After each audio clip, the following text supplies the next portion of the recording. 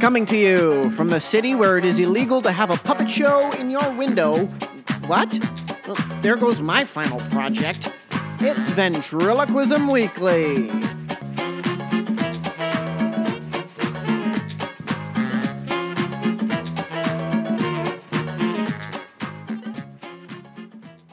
Thank you guys for making hashtag Ask Strassman a huge success. Matt Bailey here, so excited to bring you our interview with the incredibly inventive David Strassman. And I say ours because it includes your questions. This is a great way to kick off April. Known for the obnoxious Chuck Wood and lovably innocent Ted E. Bear, Strassman gained popularity for his ventriloquism shows that feel more like plays than traditional vent figure routines. Ventriloquists love him for what he has deemed puppetronics, a fantastic use of servos in his characters that you'll get to hear about in just a few moments. Here now to fill us in on everything from his desire to be an astronaut to why exactly his largest following is overseas, and the answer will surprise you. It surprised me. Our interview with David Strassman. David Strassman, welcome to Ventriloquism Weekly. How are you today, sir? Hey, thanks. It's a pleasure to be here. Oh, it's a pleasure to have you. I want to dive right in. How did you get started in ventriloquism? Well, first of all, I'm not moving my lips right now, and I'm actually having you ask me the questions. Oh, that's great. I love it. How I got interested, it's a short but long story, and I was studying magic when I was 11, 12 years old. And in year 7, a teacher decided to offer an elective course in ventriloquism. Really? And I had a choice of taking, math, French, or ventriloquism. And of course, I took the easy A. But since it was, considered the same art as magic, I thought ventriloquism would be cool. And only 6 or 7 kids signed up, and I was excelled in the class, but the teacher did. His name is Stephen Hart. You can probably find him on Facebook. He ran a children's TV show in Chicago where I was living at the time, and was the one that taught this class. He taught me how to advertise in a local paper to do kid shows. And so when the money started coming in, my interest really picked up. That's awesome. So those first shows, he helped you get them? Oh, I advertised in a local paper. Yeah. And I did 20 minutes of magic and 10 minutes of intro. So I did birthday parties. That's awesome. So how did your style evolve as you grew up and decided you wanted to do this? Oh, I never wanted to do it. Ventriloquism was never what I wanted to do. I wanted to be an astronaut, having grown up in the age of Apollo and Gemini. I was 12 years old when they landed on the moon, and that's really what I wanted to do. And showbiz was just a side thing. All my friends, they'd be cutting the grass for $5 for 5 hours, and I'd be doing a magic show for $30 for a half hour. So I kind of fell into it because it was easy and fun. In high school, I started theater, and I was involved in a lot of plays and musicals and choir.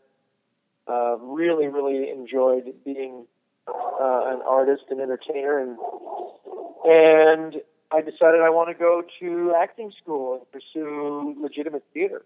Yes. And I was going to the American Academy of Dramatic Arts in New York City, and it was then, after a year of that, I decided to. Well, my dad said, "Why don't you pull Chuck out?"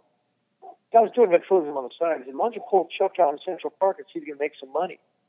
And I said, "No, that's stupid. I don't want to do that." And at the time, this is 1977, there were only about 8 street performers in the entire New York City. It really was not a major thing that you see now. And so I went to Central Park. I pulled Chuck out. I did my first show and made like $15. I went, "Oh my God, that was amazing for 10 minutes work." Yeah, and awesome. That summer and fall, I started working full-time as a street performer in New York. I would do Wall Street at noon.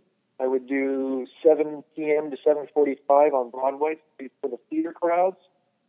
I would work Central Park on the weekends during the Saturday and Sunday days. On Friday and Saturday nights, I'd work Baker Street in the Village from like 10 o'clock to 3 in the morning. Mm-hmm. And I was making probably $500 a week in nickels, dimes, and quarters. That's incredible. That's incredible. So when did you make the decision? Was it just because it was good money and it was coming in on that sort of disproportionate basis to other people who were your age? When did you decide, okay, I'm not going to go for the astronaut, I'm going to do this, and this is what I'm going to make of my life? Well, I think the astronaut thing went away when I kind of got the theater bug in high school. So yeah. And then I grew up in the early 70s, so they probably did a drug test. I wouldn't make the astronaut corps anyway. So what happened was I was performing on the streets and realized that I really had to get a good routine going because, A, you have to project and you have to be heard over the din of the traffic surrounding streets. You have to get people's attention so they'll stop and form a cloud. And then you have to do a finale a bit where they clap and laugh and then want to give you money at the end. So I structured a routine that did that. And then it got cold. And I went, oh, gee, I can't perform anymore. And someone said, well, hey, you ought to try one of the comedy clubs. At the time, in 1977, there was Catch a Rising Star, the Improv, and the Comic Strip. Mm-hmm. Those were the three major clubs in New York City at the time. And so I went to the Catch a Rising Star was my first audition, and I went there at 6 in the afternoon, the evening, and didn't get on until 3 in the morning in front of 4 drunk people who couldn't care if I was funny or not. And it really, oh, what a horrible experience that was. And then I went to the Comic Strip and started getting spots there, late in the morning. On the weekend, I'd be on at 3 and 4 in the morning. Wow. During the week, you'd be lucky to get an 11 or 12 o'clock spot. And all the guys that were getting the good spots were like Jerry Seinfeld and Larry Miller and those types of guys. And I started working the comedy club circuit, and I did pretty much the comic strip and the improv for the next 2 years, and that led to some satellite gigs in Jersey and the Bronx and Queens and Brooklyn, and then my first out of town gig was the comedy gig in Washington D.C. I can't remember what that was called.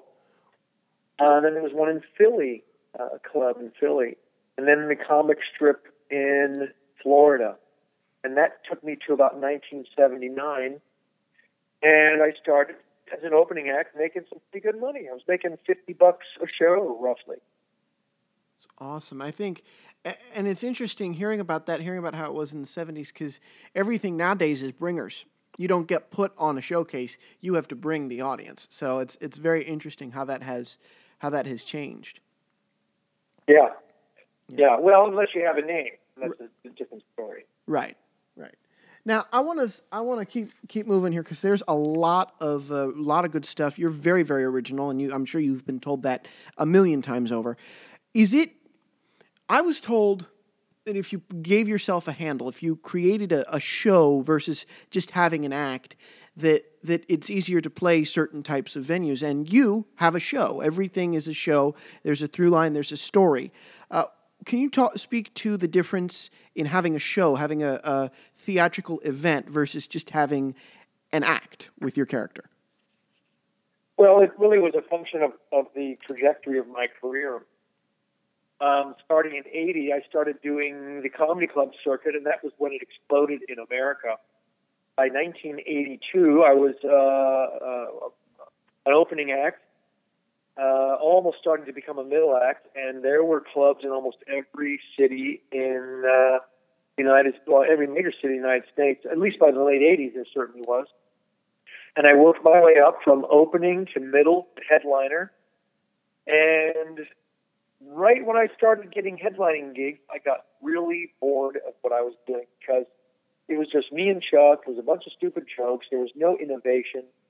I really couldn't see where this was going, and I took a year off in 1985 to produce a comedy club in Bakersfield, California, to actually not be on stage. Well, I kind of emceed, but I was more in the production side of it. Which, by the way, I had, in order to get my own gigs, and when I first moved to California in 1979, I created comedy nights at UCLA, USC, and Northridge University and Loyola University. Wow. I created comedy nights there where I booked the entertainers. I got all the comics from the Comedy Store.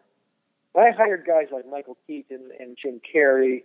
I mean, the list goes on and on. It's incredible. Everybody got paid $50. So I hired Michael Keaton for $50. And wow. all these comedians, I asked them, hey, can you get me into the Sacramento gig? Can you get me into the Seattle gig? And all these guys, to return the favor, got me in the door with a lot of the comedy clubs. So when I took this year off, I really was kind of in a state of flux. I did a little bit of Chuck, and that's when, for the end of the year, I was with a buddy of mine in San Francisco, and one drunken night we said, wouldn't it be cool if we can put radio control servos in Chuck? And I've always and still do fly model airplanes, one of my hobbies. I fly scale aircraft, pretty big ones too. I'm also a pilot. I fly the real thing. But I've always flown model airplanes, and he was a fellow model aviation enthusiast. So we started figuring out how, I started building a second Chuck with servos in him, and the whole idea was that he would fire me, and then I would leave the stage, and he would come to life. But we couldn't figure out the clutch, and that was, how do you move the mouth with my hand on the stick and my thumb on a string, but not have that break the mechanical electric servo that moves it when I'm not operating him. And so a buddy of mine worked at JPL, actually it was NASA research facility in Berkeley, California, and he says, well, I've got an idea for a clutch. And we snuck into NASA at 3 in the morning, past the Einsteinian blackboards with all the planetary mechanic calculations on them, and he machined this little clutch for me. And I took Chuck and remade him. I completely made him myself. I did all the fiberglassing and painting, and I installed all the very crude robotics. Took a radio control airplane transmitter, opened it up, pulled out the circuit board, wrapped it in gaffer tape, extended the potentiometers, the joysticks, to a little thing I hold in my hand, a little ribbon cable down my sleeve. And for the first time, I did it in New York City at a comedy club called The Cellar. I'm pretty sure it's still there. Mm-hmm. I walked on stage, did my show, and then at the end, I had a fight with Chuck, and he fired me, and I left the stage and went under the side where there was a secondary mic. And after a pregnant pause, I moved his eyes left, I moved his eyes right, and then said, is he gone? And the audience, I remember, this is probably 87, 86. This is before How They Make Walking with Dinosaurs. This is before all the people really knew about robotics or special effects. And this audience, they gasped, and they were looking for the exit. Oh my God, a puppet had come alive. Wow. And it really was, at that moment I went, wow, not only do I have an amazing new place in this art form, but I've added the element of theater. So I added a little music, and I had the lights in. And I realized, wow, I am on the start of something really, really different. Mm-hmm. That's really cool. And it's just it's just blossomed from there. I got to ask, off of that, for Teddy Bear, with all the different versions and variations, how many of him do you have? How many Chucks do you have? And Steve Axtell wants to know who makes your characters because of how complex they end up being. Now, Chuck was a mail-order puppet from Wisconsin. I can't remember the name of the guy. His puppet was called Little Stevie. It was the smaller of all the puppets that I could afford. It was $90, including postage. This is back in 1973, '93, I think, when I mail ordered them. Mm-hmm. The next Chuck I built myself. I made a mold of this Chuck. I made some slight alterations to the face, and then poured fiberglass, laid up fiberglass. So I've made the Chucks that I've had. I think I'm on version 4 or 5. There's been also a real boy Chuck made by Jim Henson, which was a Chuck in one show that I had that comes to life and stands up and turns into a real boy. Oh my gosh! Then there were some foam latex Chuck faces, which we cut up with a chainsaw. Mm-hmm. For something I did a long time ago. The most latest Chuck I've made is a new Chuck without hair and a Maori tattoo on his head. Yes. And I've built all the heads and painted the faces for all the Chucks. Teddy Bear is a hand-sewn cloth puppet. I had this wonderful woman in L.A. who retired, at least a decade ago, and I pretty much had seamstresses make teddy bears. There's only about 2 right now. I think I retired one last year and sold it for auction to a charity. Very cool. Kevin is designed back in the late 90s. He's the alien character. He's a puppet that I wanted to have no seams where the body joins the arm. Yeah, that's really cool. The body. That's a really cool illusion. And he's part fiberglass and foam latex. And for Kevin, I had professional sculptors. I first had a guy draw up a design, which gets approved, and the design becomes a clay mold, and then the clay mold becomes fiberglass molds or silicone molds, and then you make cores out of that and molds out of that, and then poly foam and latex for Kevin. Let's see here. Sid the beaver was an idea a guy had, which I said, "Hey, how about a beaver? He eats wood." I'm like, stupid. And then 4 or 5 years later, I was really drunk in a Cincinnati nightclub, and I said, "Hey, how about I put the beaver in my show?" So he came in the show. Grandpa Fred was kind of a natural extension of Teddy Bear as his relative. It's funny. Everybody kind of has a grandpa character. Yes. Dan Horn being the first one I ever saw. Mm-hmm. And then Jeff Dunham has the, what's his name? Walter. Walter. What? Walter. Walter, yeah. Yeah, who is just fantastic with the crossed arms. Yes. And so I think my grandpa character is more of a forgetful Alzheimer's than lecherous or an angry. Walter's kind of angry, and Orson was great. Jeff Dan Horn with the he had the arms working on sticks. Yes, Dan is fantastic manipulator. Yeah, so Grandpa Fred was kind of an extension of Teddy Bear, and then my last show was really weird. Careful What You Wish For, which I think it's on Netflix now. Yes. I traveled down to another dimension where there are strange doubles of all the characters that are different in a different dimension. So there are kind of doubles of each character. And so some of those characters won't exist. Oh, Angel. Angel's my first female character in my show. She's a android, cyborg. Yeah. It's pretty twisted. I'm going to actually stop you down the list there because one of the questions we got, I did a hashtag event since we've arranged this a couple days before. Hashtag Ask Strassman. I wanted people to send in their questions, and I got a question for you that I even had myself. Angel's voice. Okay, I love her. But the question I have, the thing that boggles my mind, and if you don't want to reveal this is fine. The quickness with which the robotic sound goes away so that you can talk. One thing my show has really a lot of high tech, and Chuck's arm has 7 servos in each arm, so he has the full range of motion that a human arm has. Angel is pretty simple.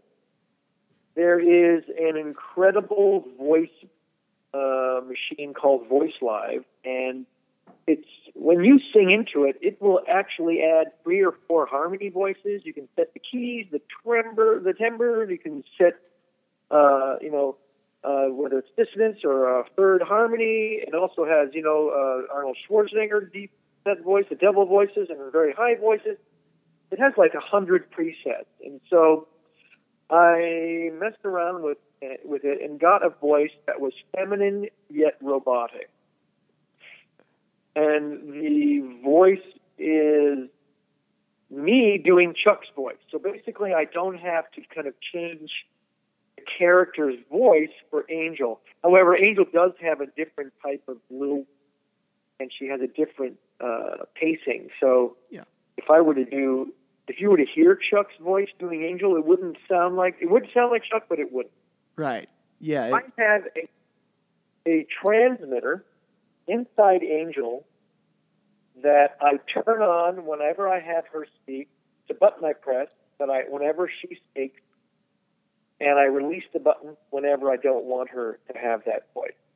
That's awesome. That transmitter transmits a relay to the voice box, this Voice Live at the sound desk, which automatically turns on the affected voice. And there's a lag. There's a half-second lag between when the voice comes on, particularly. So the real trick in doing Angel was figuring out how to turn her on a half second before she actually has to say something. So even you have to figure out how to do something even though she's not talking, and it's kind of a little choreographed in that sense. I would assume. Well, it's about I guess it's timing, really. Timing. Yeah. I had to actually push the button a half second before I ever wanted her to speak. And sometimes that was as I'm just ending a word in my voice. The great thing about Angel is her voice is not human, and it is definitely live. There's nothing recorded about it. Oh, no, absolutely. And I was not getting at that. I was getting at how you are able to switch between the use of technology and sort of back to normal basics of theater so quickly and in the moment, because I think one of the main arguments, and I went against sort of, and trust me, I'm on team, let's use technology, invent, and let's throw the robotics in there and see what we can do. The argument is, somebody can go, oh, where are the batteries? Where's that voice coming from if it's not you? Who cares? And it's exactly. And I used to do a joke in my show, or a trick in my show, and I kind of, on hindsight, I'm kind of disappointed that I gave it away to the audience, but I just couldn't really kind of do this trick and keep it as though it's not a lie. And what I would do is I would stop the show and say, ladies and gentlemen, I'm going to attempt to throw my voice to take the Guinness Book of World Record for throwing voice across the stage. And I made the stupid thing. Edgar Bergen did it in Caesar's Palace in 1971, and he threw his voice measured at 4.2 meters. And today, on this stage, I'm going to throw it to the back of the room, measured at 15 meters, twice, 3 times the distance. We have a representative from the Guinness Book of World Records, Mr. Bob Smith, up in the thing. Hello, Bob. He'd go, hey, Dave. And I made it sound like I was about to break a record. And what we did was we had speakers in the back of the audience. And even on the theaters that had 2 or 3 levels, we had to set up speakers at every level that there were people sitting. And I would turn off my mic and just talk normally in the audience. I say, can you see that my mic is now off? There is no amplification. I'm speaking to you. And it's quite a different sound when you're in a theater and you've been hearing an artist talking through a mic, and then when it turns off, it really is pretty obvious you're not on any amplification system. I'd say, here I go. I'm now going to throw my voice. Here we go. And I'd make it really quiet. The audience is all thinking that they're going to be part of this incredible witness of a Guinness Book of World Record event. And I say, can you hear me now? And they all go, yeah, we hear you. And then I'd say, I'd make my face as though like I'm going to the bathroom, like, right? Right. And then you'd hear from the back of the room, can you hear me back here? And because the audience heard it behind them, they erupted in cheers, and they stood to their feet, and it was like they witnessed the most amazing throwing of your voice demonstration. And then I had Chuck come through the speaker and make it sound like a tape's going, like a tape's all screwing up and going fast and back. Yeah. And so then the audience knew I was playing a joke on them. But I couldn't. I don't. In hindsight, I should have just made it seem like I was the greatest ventriloquist on the planet. But I don't know. I couldn't really. I couldn't lie to my audience. I just couldn't do it. No, and I think you hit on something, which is you can play with technology, and it's just important to drive home that it's you. So I like it, and I think that's very, very clever. It's very well done. Here's what I try to do with my show. I love theater. I love when you're sitting in a theater and the lights go down, the curtain opens, and you see this amazing set, and there's a soundtrack of crickets, and the back cyc wall looks like a late afternoon in the Midwest, and there's a tree, and it's all scenery. Mm-hmm. But it takes you to a place and a feeling, and that's what I love about theater. And that's what I've always tried to do with my show. I've always wanted to put music as background during. There are many bits in many of my shows where a puppet will say something that's very heartfelt, and there'll be a music in the background, and that's the kind of thing that I love to see when I'm sitting in the audience. It's the type of thing that I like to do in my show. And when I started playing theaters, going on national tours in Australia and England back in the Australia was in the early '90s, and then England after '96. I realized that here I have this massive theater and stage and fly lines, and that means I can have sets and backdrops and borders and legs and curtains and special effects and music and lighting and having started in theater and I've done everything from being an actor on stage in musicals and plays to being stage crew. I've done lights and sound and built sets, and I've done everything, and so I use my knowledge of theater to add that to my shows, and I just love it. I love seeing really big productions that are fun to watch, not productions that are cheap. Absolutely, and it makes For example, I took my son to see. It was How the Grinch Stole Christmas in the big theater in L.A., and it was so cheesy, and it had a big name actor as the star, and the sets were cheesy, and I just was like, oh my God, this is what, $100 for this ticket? So I love theater, especially when it's simple. All you need is, you can have an empty stage and a back wall and throw some lights on it and make it appear like it's sunrise. You can make it appear like it's a warm afternoon somewhere. Absolutely. I love the magic of theater. I love that. Yeah, and that's why I was excited to talk to you, is because you've really, really inserted it well, and it's taken off in these foreign countries for you. How did that come about? I mean, people are clamoring for you to tour here in the States. That's one of the we had our friend Steven on the hashtag Ask Strassman. He asked if he asked about any potential U.S. tours and how you got to be so big overseas. Well, in '91, I was invited to Australia in a comedy club situation, and it went so well, we extended it another, we doubled the length of the engagement, and I ended up on every television show in Australia you can imagine, and that led me to New Zealand, and then that led me to the Edinburgh Festival in '96, where I pretty much showcased Chuck coming to life on stage, and also my 3 dinosaurs, which are robotic and sing Bohemian Rhapsody. I love it. And when I did that in Edinburgh, I won all these awards. No one had ever seen ventriloquism on such a theatrical level, even though it was just the beginnings of my big theater shows. And I really did well in England, Australia, Scotland, Ireland, pretty much the British Commonwealth. I had 3 television shows, one in England, one in Australia, one in New Zealand, which kind of cemented my notoriety and fame and the ability to do major national tours. And so I would be gone for 3 non-consecutive months a year and then come home and be a dad.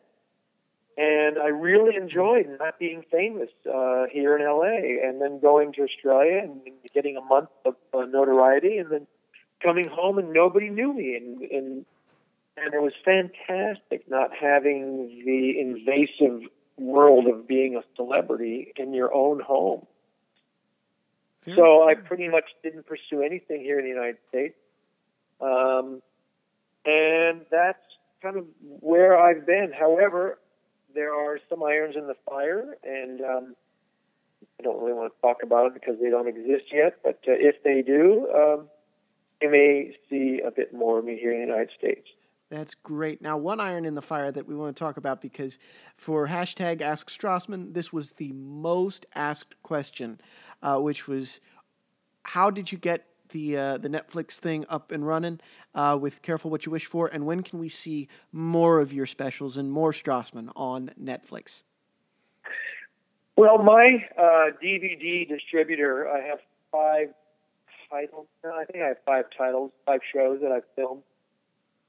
It's either 4 or 5, I can't remember. And then there's also a family, fantastic Australian outback adventure that I filmed in the wild of Australia with Chuck and Teddy and 2 boys on a journey. It's pretty cool.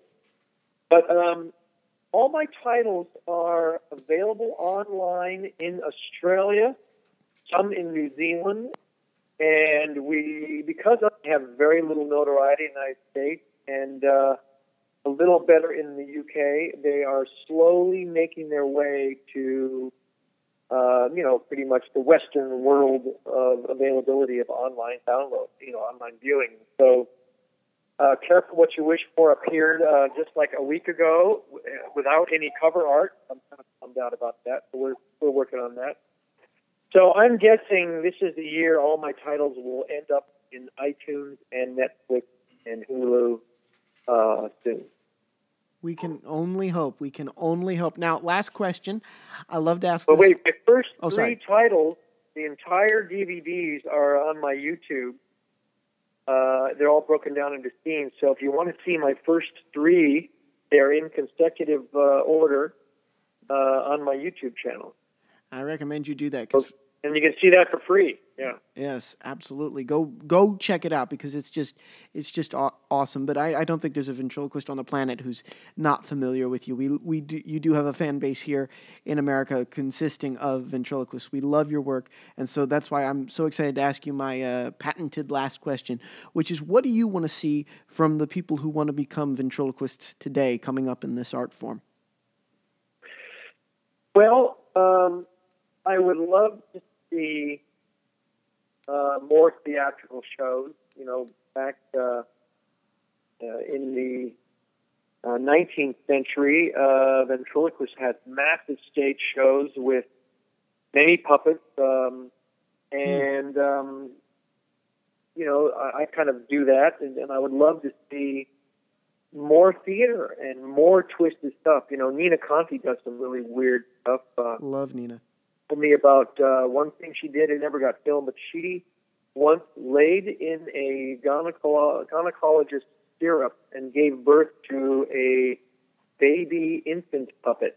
They actually gave birth to it and did a routine like that. So, that kind of weird, twisted, out of the way stuff is fantastic. I love to see more technology and more innovation.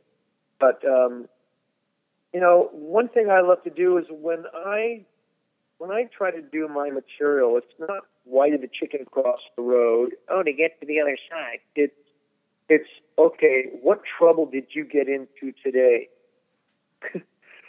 It's really not a joke. It's more like the character drives the humor rather than the humor driving the character. That's a wonderful way to put it. I believe we certainly need more of that. We need more of thinkers like David Strassman. Thank you so much for coming on the show today. I really appreciate your time. My pleasure. David, thank you so much. I have a feeling we barely scratched the surface. I can't wait to have you back in the future. It was such an honor.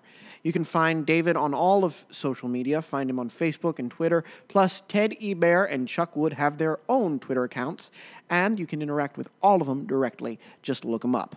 That's it for us this week. A reminder, you can find all you need to know about Ventriloquism Weekly by going to our website, ventriloquismweekly.com. Reach out by emailing ventriloquismweekly@gmail.com and find our group on Facebook by searching Ventriloquism Weekly-podcast for ventriloquists. And again, I know we still have that group. We also have facebook.com/talk4two, which is our like page. Go ahead, click like on Ventriloquism Weekly, and you can follow us or tweet about us using at or hashtag, I always get those two mixed up, at or hashtag talk42, TALKFORTWO, talk42. Signing off for Ventriloquism Weekly from New York, I'm Matt Bailey, reminding all you vents out there to keep talking for two.